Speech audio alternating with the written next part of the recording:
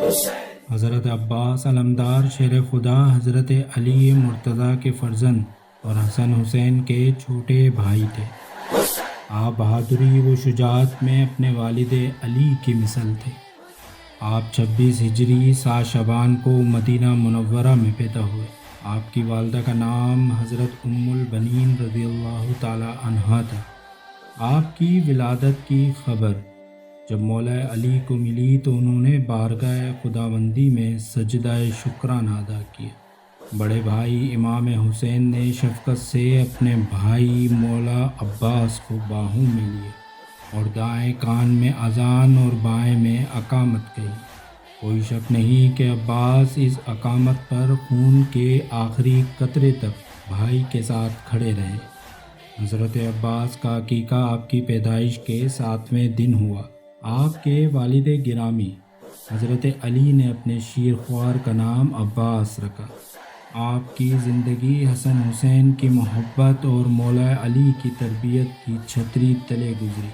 آپ کی شخصیت دھنک کے تمام رنگوں کا ایک ایسا حسین امتزاج تھا کہ جس میں علم کے موتی باب علی سے ملے، بہادری، جرأت، غیرت باپ سے ورثے میں ملی، حضرت حسن سے صبر، برداشت اور استقامت ملی۔ بے شک آپ کی ذات پیک آف دی پیک تھی۔ حضرت علی مرتضیٰ نے بوقت شہادت آپ کی ذمہ داری حضرت امام حسین کے سپرد کی اور آپ کو بھی وصیت کی کہ اپنے بھائی حسین کا ساتھ کسی بھی حال میں نہ چھوڑنا۔ آپ نے اپنے والد کی اس وصیت پر تا دم شہادت عمل کیا اور ہمیشہ امام حسین کے ساتھ رہے اور اپنی جان نچھاور کرنے میں بھی پیچھے نہ رہے۔ ایک بھائی کو بھائی سے کس طرح محبت کرنی چاہیے، یہ درس مولا عباس نے دیا۔ آپ کی زندگی کا بڑا حصہ اپنے بھائی امام حسین کے ساتھ گزرا۔ آپ کی شادی لبابہ بنت عبید اللہ ابن عباس سے ہوئی، جن سے 2 بیٹے فضل اور محمد پیدا ہوئے۔ روایتوں میں آیا ہے کہ کربلا کے میدان میں آپ کی زوجہ محترمہ اور بیٹے بھی تھے اور تمام بیٹے شہید ہوئے۔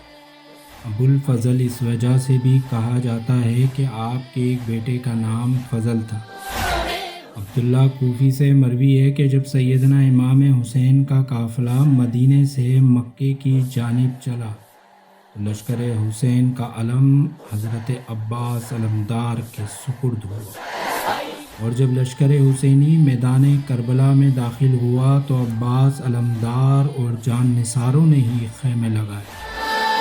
عمرو بن سعد نے دریائے فرات پر جب امام حسین کے قافلے پر پانی بند کرا اور لشکر حسینی میں جب پانی کی قلت ہوئی تو عباس چند سواروں کے ہمراہ دریائے فرات پر پہنچے۔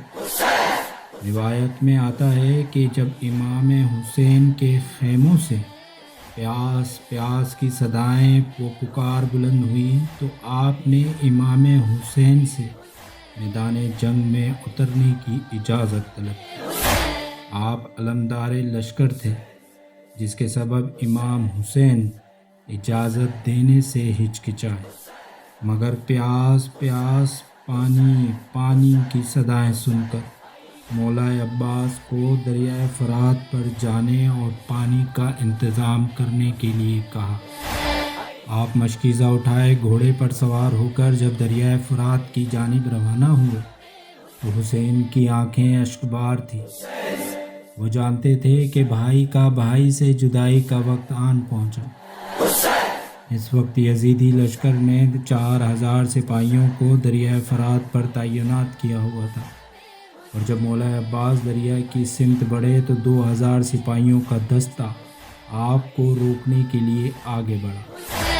یزیدی لشکر حیران تھا کہ شیر خدا کا بیٹا صفے چیرتا ہوا فرات کے کنارے پہنچ گیا اور مشکیزہ پانی سے بھر کر واپس لوٹا تو یزیدی لشکر واپسی کے راستے میں حائل ہو گیا اور آپ کو چاروں طرف سے گھیر کر تیروں کی بارش کر دی۔ مولا عباس نے شجاعت و بہادری سے مقابلہ کیا۔ شیر خدا کا بیٹا جس طرف رخ کرتا دشمن بھاگ نکلتا۔ آپ کی بس یہی کوشش تھی کہ پانی کا یہ مشکیزہ لشکر حسینی و امام کے خیموں تک پہنچ جائے۔ اس دوران ایک بدبخت نے ایک ایسا وار کیا کہ بازو تن سے جدا ہو گیا۔ بازو جدا ہونے کے باوجود آپ نے حوصلہ نہیں ہارا اور مشکیزہ دوسرے کندھے پر لے لیا۔ خون بہنے کی وجہ سے غشی طاری ہوئی لیکن حوصلہ بلند رکھا۔ ظالموں نے دوسرا بازو بھی جدا کر ڈالا اور سر مبارک پر گہری ضرب لگائی کہ آپ گھوڑے سے زمین پر گر گئے۔ عباس نے بھائی کو پکارا۔ امام ان کے پاس پہنچے اور فرمایا، اے بھائی، تمہارے جانے سے میری کمر ٹوٹ گئی، جان تو نے قربان کی حسین پر، اے عباس تیری وفا پر لاکھوں سلام۔